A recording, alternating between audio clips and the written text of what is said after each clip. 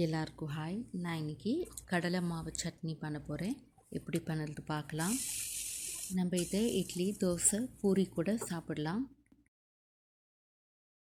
ஒரு பவுலில் 3 table spoon கடலை மாவு, அரை கப்பு தண்ணி ஆட் பண்ணிவிட்டு நல்லா மிக்ஸ் பண்ணிக்கலாம்.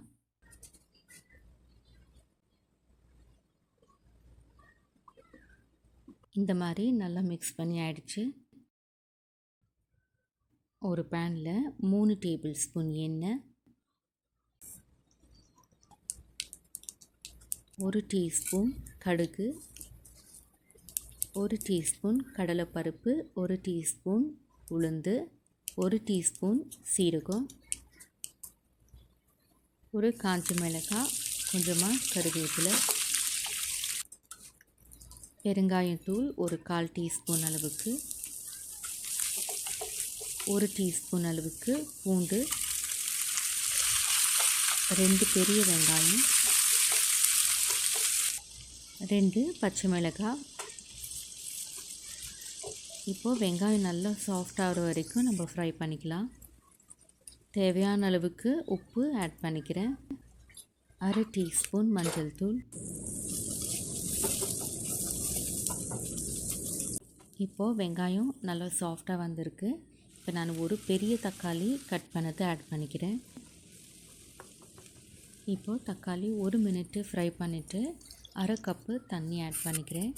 இப்போ மூடி வச்சு ஒரு 5 மினிட்டு குக் பண்ணிக்கிறேன். இப்போது 5 மினிட் ஆகிடுச்சு. தக்காளி நல்லா சாஃப்டாக இருக்குது. இப்போ நம்ம ஏற்கனவே மிக்ஸ் பண்ணி வச்சுருந்த கடலை மாவை ஆட் பண்ணிக்கலாம்.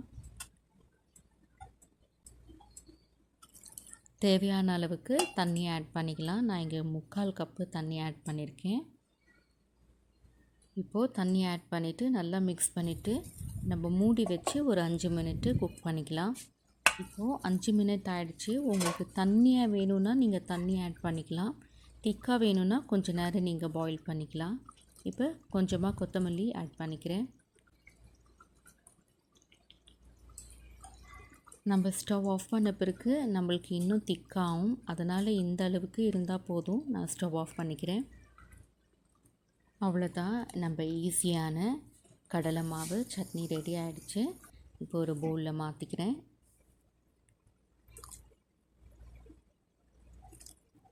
இந்த வீடியோ உங்களுக்கு பிடிச்சிருந்தா லைக் பண்ணுங்கள், ஷேர் பண்ணுங்கள், கமெண்ட் பண்ணுங்கள், சப்ஸ்கிரைப் பண்ணுங்கள். தேங்க்யூ.